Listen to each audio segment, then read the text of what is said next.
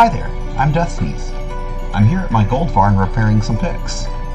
As you can see by the scoreboard at the top of the screen, I really enjoy digging, and while I don't claim to be the world's fastest, I've had quite a bit of practice at it. I've talked to a lot of other people, and it seems that most don't really enjoy digging. That's a bit of an understatement. I suspect that if you're one of those people that hate to dig, it may be because you haven't had much practice at it, or maybe you don't know techniques to dig efficiently. With that being said, I'd like to take some time today to go over some techniques that will help you dig faster and more efficiently. And maybe with a bit of practice, you'll start to enjoy digging as well. Okay, with all that out of the way, let's get started. Okay, let's start off with what you need to dig. First of all, you need beacons. They aren't mandatory in all situations, but for the most part, having at least a speed 2 and haste 2 beacon will help tremendously. It's also nice to have a jump boost beacon and a resistance regen beacon, although they aren't required if you're tight on beacons.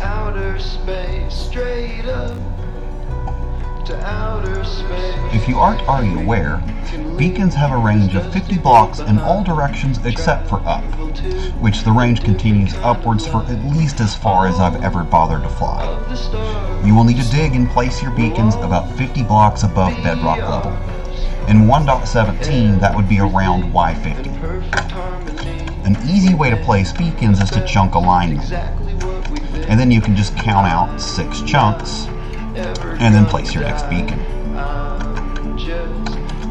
It's also really nice to set up water stream collection if you are digging in the overworld. That way you can just toss boxes into the beacon hole and let them get sent to your dig sorter, or in the case of my current survival dig, a big stack of chests.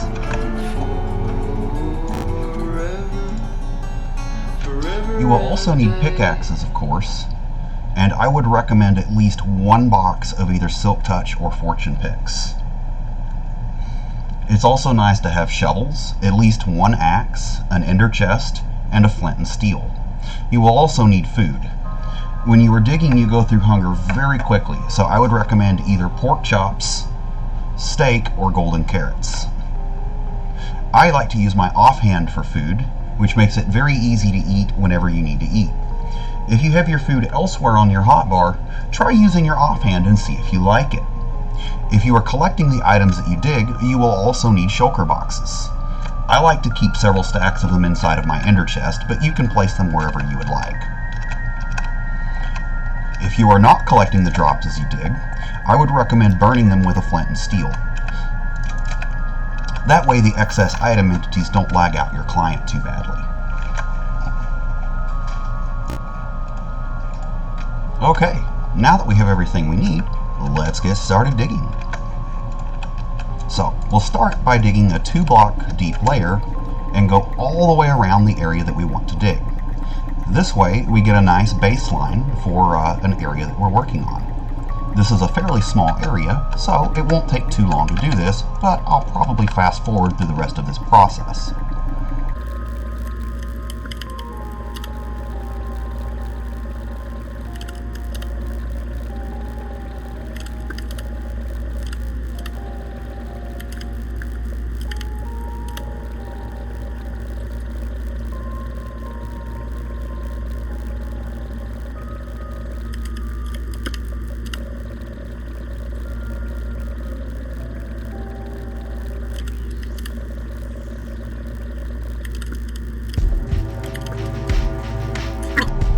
Okay, once you have defined the area that you are working, then you can either start going back and forth or in a spiral.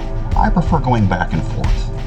And the way that we do this is we look slightly downward, and we want to try to break these particular 3 blocks right here. So we do that by aiming slightly downwards and then sprinting while holding the W key and either the A or D key.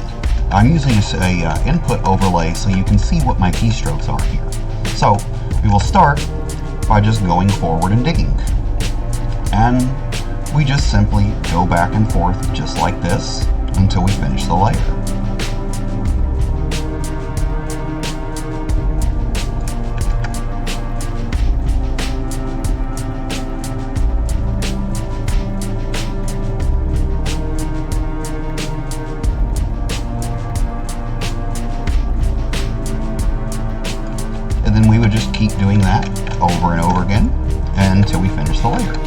Or if we want to go in a spiral, we can just go in a spiral like this. And again, you'll want to sprint forward while strafing away from the area that you are digging.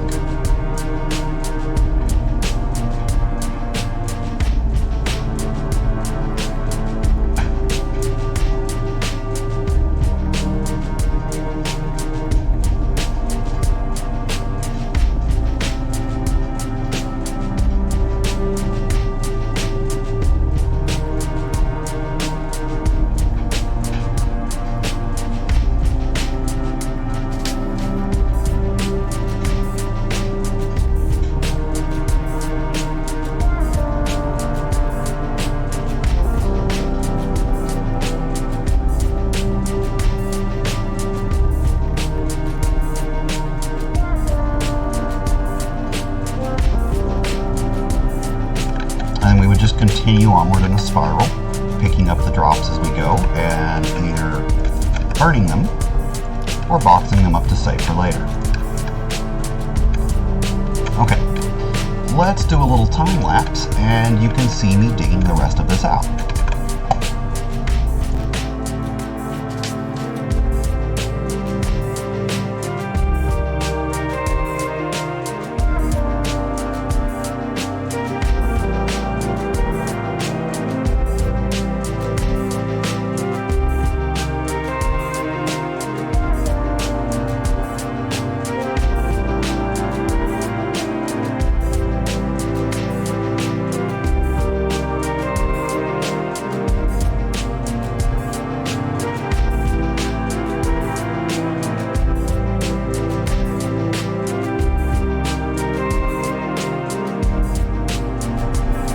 Okay, I stopped right here because I'd like to take a minute about going over some things not to do. Do not dig like this.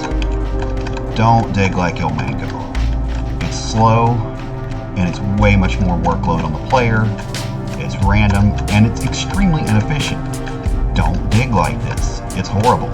Just no, don't do it. Okay. So that technique works really well with non-gravity blocks that can be instant mined. It's not the best for gravity blocks because you kind of skip blocks a lot.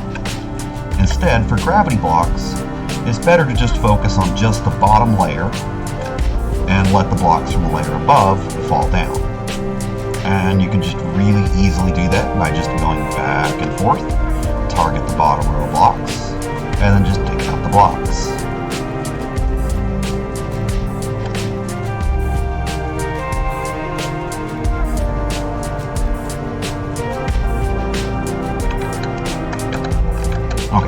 I like digging out sand, so let's go ahead and show a time lapse of finishing up this last little bit.